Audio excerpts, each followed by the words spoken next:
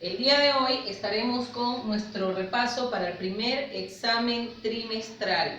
Espero por favor que presten muchísima atención a esta recopilación que se ha hecho de todo lo que hemos visto en este trimestre. Importante, por favor, observar bien cada uno de nuestros videos, cada una de nuestras explicaciones y por supuesto desarrollar su hoja de aplicación en tiempo real. Recuerden que debemos trabajar siempre justo con la hora. De esta manera podremos aclarar nuestras dudas y voy a estar interactuando con ustedes el día de hoy, chicos. Así que empecemos.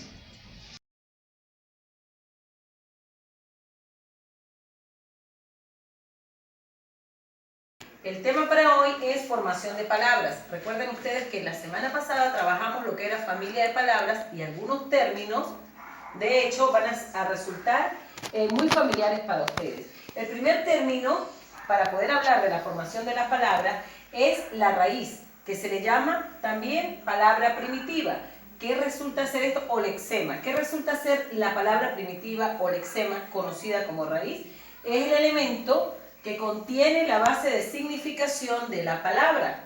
Igualmente están los morfemas, es decir, que la estructura de la palabra se conforma por la raíz y por los morfemas. Muy bien, ¿qué son los morfemas? Los morfemas resulta ser la parte variable de la palabra. Sin embargo, existen dos tipos de morfemas. Los morfemas gramaticales, que le añaden nociones de género y número a las palabras, y tenemos los derivativos, que se unen para formar nuevas palabras o aportar una idea de cantidad, tamaño, negación, intensidad, y a los cuales se les llaman sufijos y prefijos. Cuando ellos no trabajan dentro de la palabra, también tienen el nombre de afijos y más adelante se los voy a explicar. Por aquí tenemos los ejemplos de los morfemas gramaticales. En cuanto a género, decir hermano o hermana, si ustedes se fijan aquí, esto resultaría ser la raíz. Y esto resultaría ser el morfema que le da género, masculino o femenino a la palabra. Si hablamos de hermanos, agregándole la S, este morfema le está dando número, singular o plural, le está dando cantidad, quiere decir que son varios. Seguidamente, ya de los derivativos, me cambian el significado completo de la raíz. En este caso he colocado de otro color la palabra nutrir, porque resulta ser mi raíz, pero si yo le coloco el prefijo des, quiere decir que es desnutrir, lo contrario a nutrir. En este segundo ejemplo tengo mi raíz que dice pequeño, de pequeño. Y este hito resulta ser el sufijo que le da cantidad, es pequeño, es mínimo, ¿cierto? Muy bien, avancemos. Tenemos por aquí una explicación más ampliada de lo que resultan ser estos morfemas derivativos. A los morfemas derivativos se le conocen también como afijos. Por lo que ya les expliqué, son partículas que modifican el significado de las palabras. Y vamos a entrar en lo que realmente es la significación. ¿Qué son sufijos? Son aquellos morfemas que van después de la raíz. Un ejemplo, si mi raíz es cas, de casa, y yo le coloco el sufijo ona, ya no estoy hablando de una casa, sino de una casona. En este otro caso, el prefijo es el morfema que va antes de la raíz. Si yo, por ejemplo, tengo mi raíz útil y le agrego el prefijo in, estoy haciendo una negación y a la vez estoy transformando la palabra y le estoy dando vida a una nueva palabra. Estoy hablando de inútil. Entonces, mis queridos estudiantes, recuerden ustedes la formación de la palabra, cómo se hace, raíz más morfemas. ¿Qué son los morfemas? La parte variable de la palabra. Tenemos los gramaticales y los derivativos, que a su vez tienen a los afijos. ¿Ok? Perfecto. Finalmente, palabras primitivas y derivadas.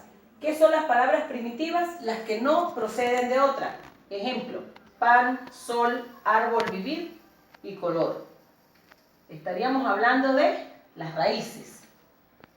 Y en el caso de las palabras derivadas, son aquellas que formamos luego de utilizar esto. Proceden de otras valiéndose de sufijos y prefijos. En este caso utilicé los mismos ejemplos. He cambiado los colores para que puedan observar cuáles son las raíces. A pan le estoy agregando un sufijo para que me diga panadero. A sol le estoy agregando un sufijo para que me diga soleado. A árbol le estoy agregando un sufijo para que me diga arboleda. Ahora con los prefijos, a la palabra vivir le he agregado el prefijo convivir. Y a la palabra color le he agregado un prefijo que es mono, para que me diga monocolor.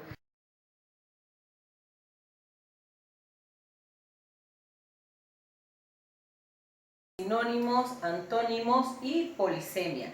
Esto con la finalidad de en temas posteriores poder trabajar con lo que son campos semánticos, redes semánticas y en fin, para mejorar nuestra redacción.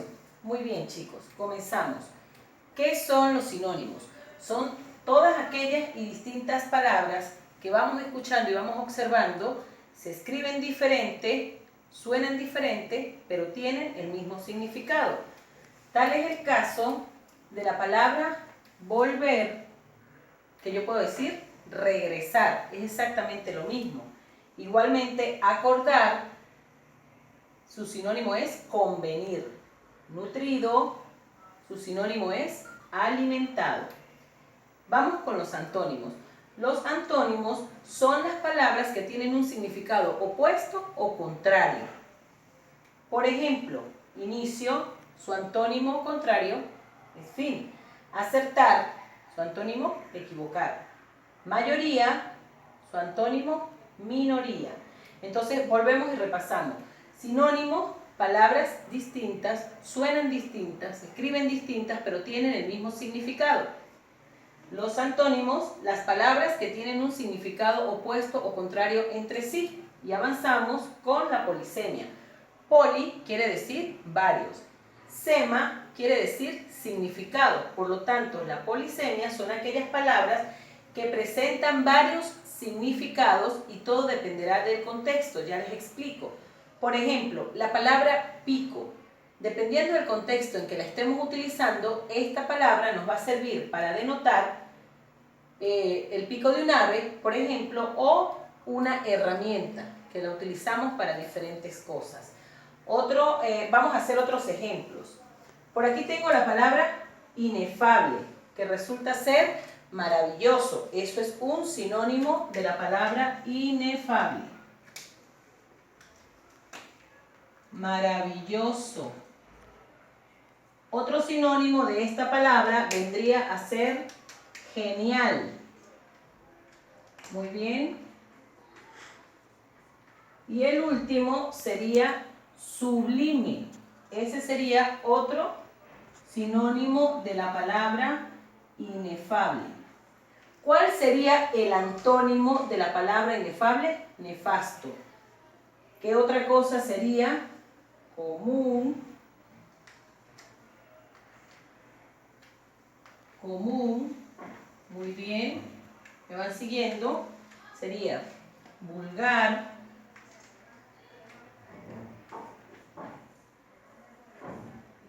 Y normal.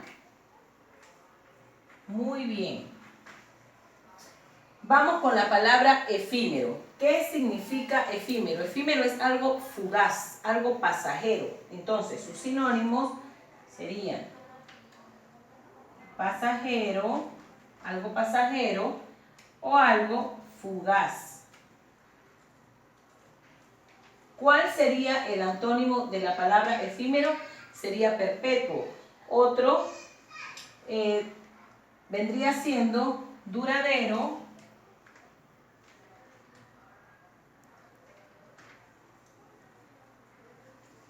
Muy bien.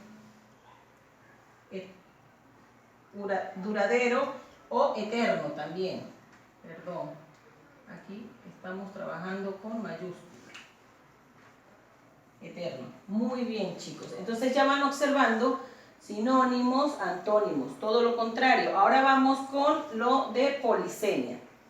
Si yo utilizo la palabra banco, en este caso, la voy a utilizar en dos contextos.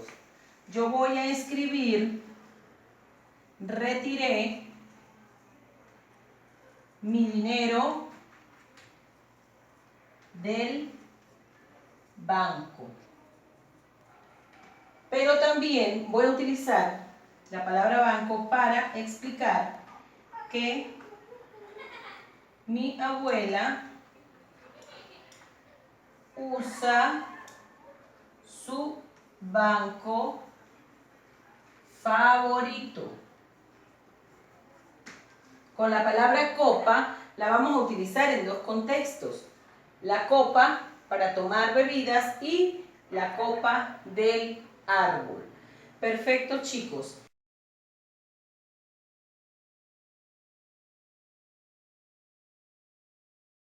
Parónimos y la homonimia. Veamos. ¿Qué es la homonimia? Son aquellas palabras que suenan igual, ¿verdad? Pero tienen diferentes significados y se dividen en homógrafas y homófonas. ¿A qué se refieren las homógrafas? Se escriben exactamente igual, pero sus significados son completamente diferentes. Aquí tenemos un ejemplo.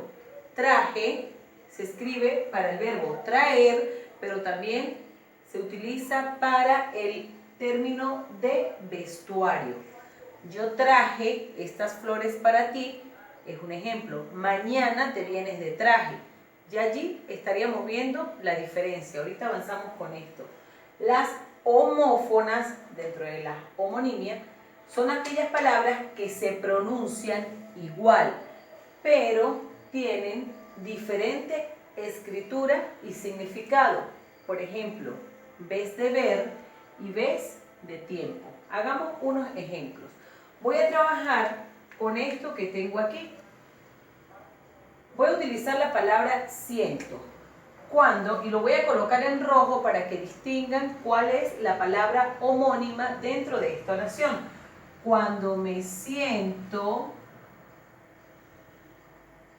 del verbo sentar, me siento cómodo, del verbo sentir. Entonces, resulta que en este caso son homógrafas. Se escriben igual, pero su significado es completamente diferente. Volvamos a repasar. Cuando me siento, del verbo sentarse, me siento cómodo y tranquilo. Este me siento cómodo es del verbo sentir. Muy bien. Ahora, vamos a utilizar el término coser con S y el término coser con C. Suenan exactamente igual, entonces son, les estoy hablando de las homófonas. Muy bien. Antes de coser el vestido, debes coser, de cocinar el arroz. Entonces hay una gran diferencia entre ambas. Suenan exactamente igual, pero su significado es completamente diferente. Veamos otra. Recoge, vamos a trabajar con la palabra cierra con S y cierra con C. Recoge la sierra y cierra la puerta. Cierra de herramienta y cierra de cerrar. Se escriben completamente diferente y con esto ustedes van observando la correcta escritura de las palabras. Esto lo vamos a utilizar luego, chicos, también para trabajar con lo que son campos semánticos y series verbales. Vamos a trabajar con una que no está aquí y es la palabra mango. Cómete el mango, pero arregla el mango del sartén. Entonces, estoy hablando del mango de fruta y estoy hablando del mango que resulta ser lo que sale para agarrar la olla, el sartén. Muy bien, ahora vamos con los parónimos. ¿Qué dice de los parónimos? Son aquellas palabras que se escriben y se pronuncian de forma parecida, pero tienen significado diferente. Aquí les tengo un ejemplo. El cesto de canasta y el sexto como orden numérico. Veamos. Echa las medias, lo voy a seguir trabajando con rojo para que observen cuáles son las palabras parónimas en este caso. Observen bien, ejemplos de parónimas. Echa las medias en el cesto, con C y con S. No con S y con X, sino con C y con S. En el cesto de la ropa. Vamos a ver la diferencia. Pedro pasó al sexto. Ya estoy hablando de un número posicional, al sexto grado de primaria. Entonces pudieran sonar igual, pero no suenan exactamente igual. Suenan muy parecido y tienden a confundir nuestro oído en muchas oportunidades. Por eso es importante observar el contexto. Ese joven tiene una fuerte adicción.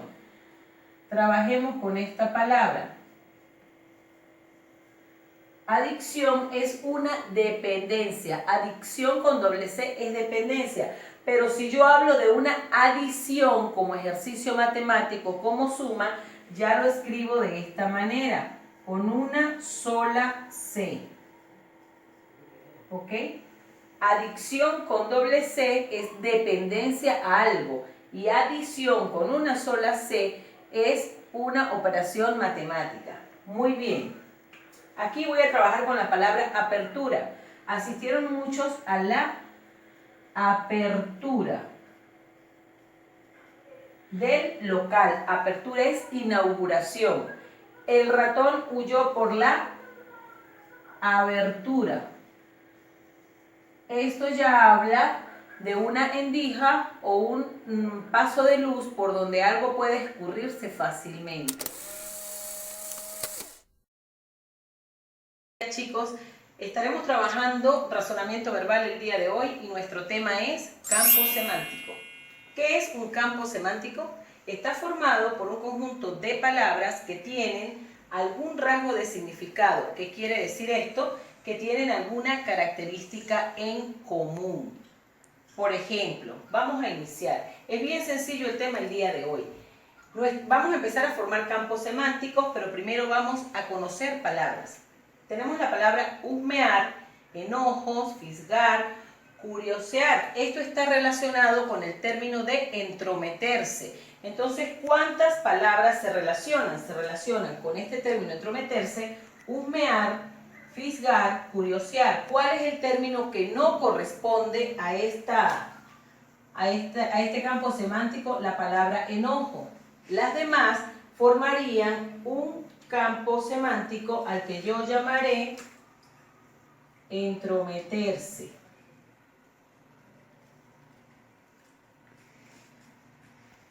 Este sería nuestro primer campo semántico. Iríamos con el segundo campo semántico que voy a formar para que me vayan comprendiendo. Tengo las palabras Mercurio, Venus, Marte, Júpiter y miércoles. Si yo digo Marte con M mayúscula y sin S al final, estoy hablando de un planeta. Si yo digo martes con M minúscula y S al final, estoy hablando de un día de la semana. Muy bien, entonces, ¿cuál término no pertenece a mi campo semántico? Miércoles. ¿Por qué? Miércoles no pertenece porque mi campo semántico lo voy a llamar planetas. Igualmente aquí, con mi campo semántico de entrometer, voy a tachar la palabra enojos porque no pertenece a mi campo semántico. Avancemos con el campo semántico de animales. Voy a trabajar, por ejemplo, con el perro. Del mismo modo, puedo trabajar con un mono. Estoy hablando de animales y mi campo semántico se llamaría campo semántico de animales. Ahora, voy a definir, porque el campo semántico, a pesar de que sea el conjunto de animales, pudiera tener una pequeña característica. Si yo quiero agruparlos de una manera diferente, voy a trabajar con todos aquellos que tienen plumas. Por ejemplo, la gallina el pato, el pavo. Muy bien. Ya tengo en este solo papelote 3 campos semánticos, 4 campos semánticos formados. Tengo mi primer campo semántico que está relacionado con la palabra entrometer, mi segundo campo semántico que está conformado por todos los planetas y le he puesto el nombre de campo semántico planetas, el de animales y con especificidad el que tiene plumas. Ahora bien, vamos a trabajar otro campo semántico. Como ustedes pueden observar, tengo muchísimas palabras que se me han extraviado, las tengo perdidas. ¿Qué voy a hacer? Voy a tratar de ubicarlas, a ver qué relación tienen una con la otra y qué campo semántico puedo extraer. Voy a ubicar todas las amarillas. Como ustedes pueden observar aquí, tengo la palabra amargo, salado, piña no me corresponde, aunque pudiera parecerse. Tengo sandía. Digamos que lo voy a trabajar aquí, a ver si me funciona. Tengo durazno, como ustedes pueden observar. Tengo otra palabra que me dice dulce, ácido. Tengo maracuyá.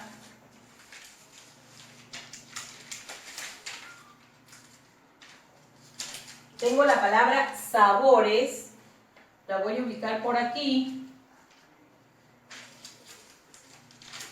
Tengo la palabra fresa, la palabra pera y aquí tengo la palabra frutas.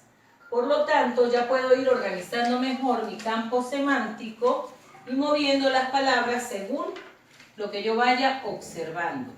Con sabores, aquí hay alguno que no me corresponde, podemos observar. Tengo umami. Esto es un sabor o es una fruta. Resulta ser que mi campo semántico lo tengo inverso y lo voy a colocar de esta manera. Las frutas, el nombre está solamente, mi campo semántico, el nombre está en amarillo. Y mis sabores están solamente el nombre en color naranja. De esta manera ya he armado 2 campos semánticos, uno de frutas en donde tengo durazno, piña, sandía, maracuyá, fresa y pera, y el campo semántico de los sabores en donde tengo salado, umami, que si ustedes recuerdan ya lo vieron con el profesor Giancarlos, han trabajado el sabor umami que significa sabroso. Está específicamente en una parte de la lengua y por lo tanto es considerado un nuevo sabor. Tengo el dulce, el ácido y el amargo. Esto ha sido todo por el día de hoy, espero haya sido de su agrado. Recuerden, van a desarrollar su hojita de aplicación en lo posible manuscrita. Recuerden que estamos trabajando nuestra ortografía, nuestra caligrafía y cualquier duda estoy en contacto con ustedes. Espero haya sido de su agrado. Por favor, igualmente las recomendaciones de siempre. Vamos a prevenir el coronavirus, nos lavamos las manos con frecuencia, mucha oración, mucha unión familiar y seguimos en contacto, chicos.